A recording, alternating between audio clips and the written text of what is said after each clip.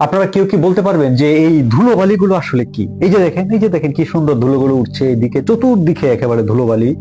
এবং এই যে আমাদের সূর্যটা দেখেন, সূর্যটার চারপাশে দেখেন একটা ধুলোবালির স্তর পড়ে আছে, সূর্যটাকে কেন্দ্র করে যেন ঘুরছে।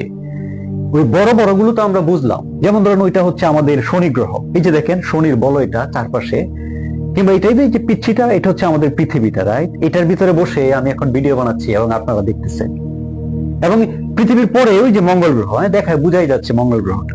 আবার এটা গেলে এই যে একটা হচ্ছে বৃহস্পতি, বৃহস্পতি হচ্ছে যে আমাদের সৌরজগতের সবচেয়ে বড় গ্রহটা। এইগুলো তো আমাদের গ্রহ, এই 8টা গ্রহ সূর্যটাকে কেন্দ্র করে ঘুরছে। কিন্তু তাহলে এই ছোটগুলো কি? ওই যে ছোট ছোট দেখেন, মানে একেবারে টুকরো টুকরো পাথরের মতো, কিংবা এই যে ছোট ছোট দেখেন অসংখ্য জিনিস উঠছে যাচ্ছে ঘুরছে, এই জিনিসগুলো আসলে কি?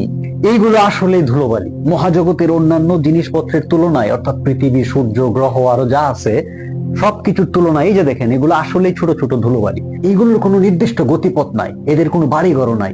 এরা এই বিশাল মহাকাশের যে শূন্যতা, সেইখানে এরকম উল্টা পাল্টা যেদিকে পারছে ঘুরছে, চলছে, দৌড়াচ্ছে।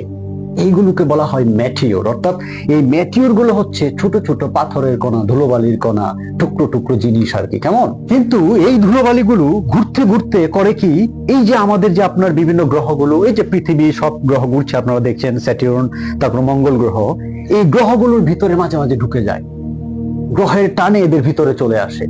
এবং প্রতিনিয়ত এরা নানা গ্রহের ভিতরে কিন্তু ঢুকছে, এবং ঠিক একইভাবে তারা পৃথিবীর ভিতরেও ঢুকে যেতে চায়। কিন্তু পৃথিবীর ভিতরে ঢুকা এত সহজ নয়, কারণ হচ্ছে মঙ্গল গ্রহ বা অন্যান্য গ্রহে পৃথিবীর মতো এরকম বায়ুমণ্ডল নাই, পৃথিবীর মতো এরকম মেঘে ঘেরা নাই, পৃথিবীর মতো এরকম বাতাস, মেঘের স্তর, তারপর এই যে আপনার আমাদের বায়ুমণ্ডলের অনেকগুলো স্তর কিন্তু, troposphere, stratosphere, ozonosphere, ionosphere, exosphere, magnetosphere, এরকম নানা স্তরে হচ্ছে যে আপনার পৃথিবীর এক দীর্ঘ বায়ুমণ্ডল আছে। এবং এই ছোট ছোট ধূলিকণাগুলো যখন উল্টা পাল্টা ঘুরতে ঘুরতে পৃথিবীর ভিতরে ঢুকে যেতে চায়, তখন কিন্তু সেই বায়ুমণ্ডলের সাথে তাদের সংঘর্ষ হয়। তারা খুব সহজে অন্যান্য গ্রহে ঢুকে যেতে পারে, মঙ্গল গ্রহ বলেন, ইনফ্যাক্ট আমাদের যে চাঁদটা আছে সেই চাঁদেও কিন্তু এরা ঢুকে যায়। দেখবেন যে চাঁদের পুরো জায়গাটা একদম যেন গর্ত গর্ত ক্ষত হয়ে গেছে, কারণ এই ধরনের ম্যাটিওর, অ্যাস্টেরয়েড মাঝে মাঝে চাঁদের বুকে কিন্তু আছড়ে পড়ে এবং একেবারে আপনার এইরকম ক্ষত তৈরি করে ফেলে। কিন্তু তারা যখন পৃথিবীতে ঢুকতে যায়, তখন আমাদের যে বায়ুমণ্ডল, বিশাল বায়ুমণ্ডলের স্তর, সেইটা তাদেরকে বাধা দেয়। এবং এই ছোট ছোট ধূলিকণাগুলো অর্থাৎ ম্যাটিওর গুলো সেকেন্ডে 70 কিলোমিটার বেগে পৃথিবীর দিকে ছুটে আসে। ঘুরতে ঘুরতে ঘুরতে ঘুরতে হঠাৎ করে পৃথিবীর ভিতর 70 কিলোমিটার বেগে সেকেন্ডে ঢুকে পড়তে চায়।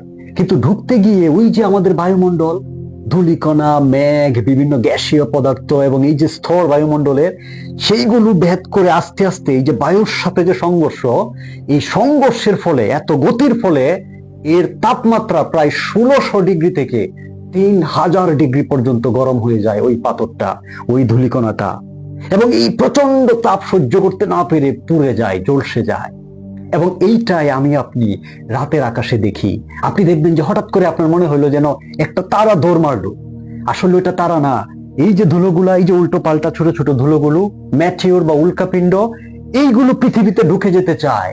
কিন্তু ঢুকতে গিয়ে এই যে আসতেছে সেকেন্ডে 70 কিলোমিটার বেগে, এই মুহূর্তে আমাদের বায়ুমণ্ডলের সাথে ঘর্ষণে 3000 ডিগ্রি টেম্পারেচার হয়ে সে পুড়ে যায়। এজন্য আপনি দেখবেন যে মনে হলো দৌড় দিল, আবার নাই, মানে আসলে সে পুড়ে গেছে সেকেন্ডে 70 কিলোমিটার বেগে আসতে গিয়ে। কিন্তু আমরা ভাগ্যবান, আমরা এত সুন্দর একটা পৃথিবী পেয়েছি যেটার বায়ুমণ্ডল প্রতিনিয়ত আমাদেরকে বাঁচাচ্ছে। এবং এই সমস্ত পাথরের কণা যখন ঢুকতে চায়, তখন তারা আর ঢুকতে পারে না। এই বায়ুমণ্ডলের কারণে তারা ঝলসে যায়, পুড়ে যায়। এবং আমরা মানুষ, আমরা এই গোটা জগৎটা, আমাদের পৃথিবীতে যা কিছু আছে সব কিছু তখন সেফ থাকে।